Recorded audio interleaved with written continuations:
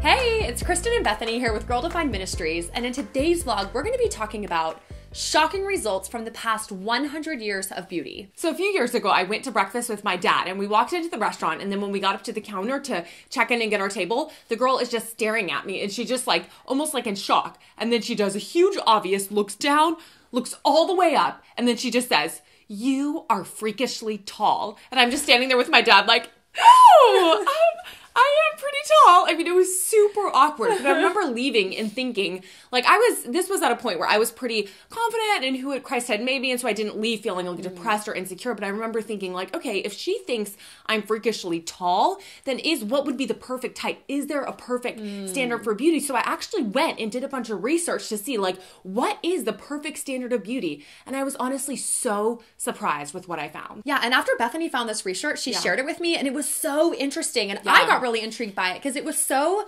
different than what we were expecting. So she went back and actually looked at the past 100 years of beauty. So, kind of asking like, okay, if this is the standard for beauty today, what was it 10 years ago, 20 years ago, 50 years ago? What was a woman's measure for true beauty? And the results that she found were so interesting. So in this vlog, we really want to just give you a quick overview of what the past 100 years of beauty are from back then all the way till now and how it's affecting us today. So get this, over the past 100 years, every 10 years, the ideal, like perfect standard for womanhood has completely and drastically changed. I was honestly shocked. I went back to 1910 and then went to 1920. Then 1930, 1940, went all the way up until now.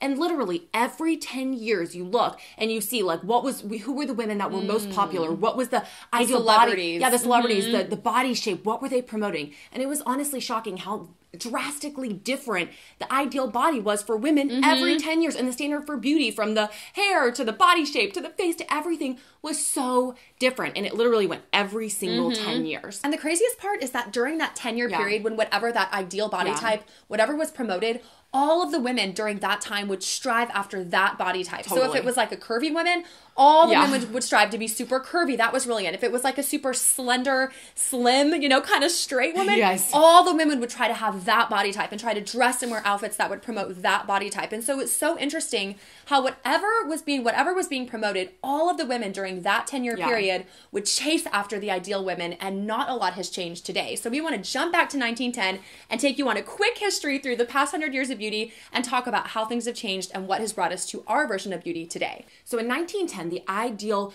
body shape for women was known as the Gibson girl. And this was a tall woman with a large bust, large hips, and a really tiny waist. And so all the women, no matter what your natural body type was, you would strive after this, wear the corsets, do whatever you could take to obtain the Gibson girl. And then in 1920, just 10 years later, the new trend that was in was the flapper girl. Some of you might remember this, but this ideal woman was one who had minimal curves, a small chest, and kind of a lowered waist, more of like a boyish figure. And that at that 1920 was the ideal woman and the ideal body type that now all women were striving to become. And then we fast forward again to 1930, and Mae West was the idol for all of womanhood. And she really dressed to emphasize her curves and kind of like to show them off. And now women went from 1920, the boyish figure, to now needing to have more curves and kind of showing them off just 10 years later. And then in 1940, it changed again. And now Rita Hayworth is the standard for women. And she was kind of more of like the average American woman with more of a slender figure, a carefree spirit, and beautiful skin. And that was what was portrayed during the 1940s as the ideal woman. So we get to 1950, and now Marilyn Monroe is the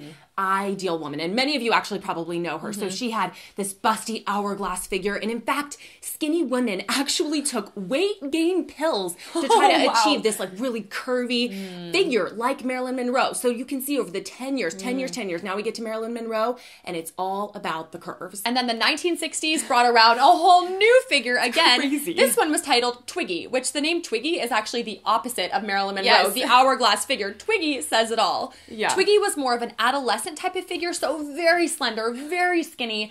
That's what women were striving after. So we go from Marilyn Monroe in the 1950s to now women are striving after Twiggy in the 1960s. So again, the standard for beauty drastically changed. So let's skip ahead to 1980. So about 20 years later, we have Jane Fonda. And now the whole idea of being strong, being slim, but being strong and working out was now all the rage. So now we have strong women who are the ideal. Working out, being fit is now the ideal for womanhood. And then 1990, things changed changed again. We have Kate Moss, who became the standard for beauty. Yeah. This trend was thin, thin, thin. So no longer athletic, but as thin as you can be, almost to a really unhealthy standard. So eating very little and just being absolutely as skinny as possible was the trend in the 1990s. And fast forward to today, and because of the rise of social media, movies, TV, we actually have several images of women that we're trying to fulfill. We have like Taylor Swift, thin, then we have Katy Perry, the Kardashian sisters who are all about the curves, and we as women are looking on saying, okay, well, Taylor Swift, I need to be like her. Oh, the Kardashian sisters, I need to be like them.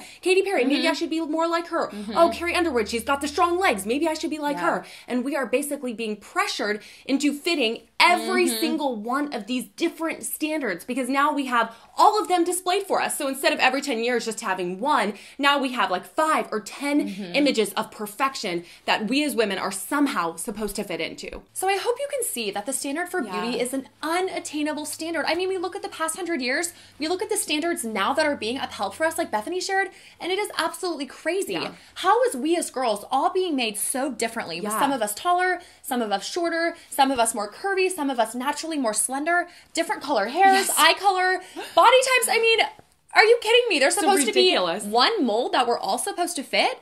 I hope you can see, like we've discovered, that this is absolutely crazy and not how God designed it to be. We as women are not all supposed to strive to fit the exact same mold for beauty.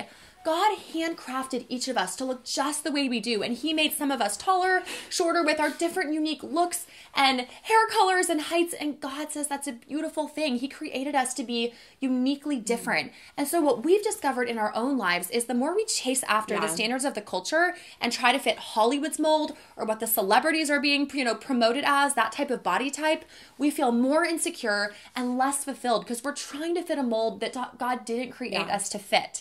Instead, we as Christian women really need to take a step back and just kind of get out of all this craziness and say, okay, there's all these crazy standards, but what is God's definition for true beauty? We need to get back to how God designed us, what he says is beautiful, and then try to fit that mold, because God's standard for beauty is one that we can all fit. And that includes each of us embracing the unique physical features that God gave us for his glory. So something that's really encouraged me over the years is a verse from Psalm 139. It's Psalm 139, 13 through 14, which says, "For you, God, formed my inward parts. You knitted me together in my mother's womb.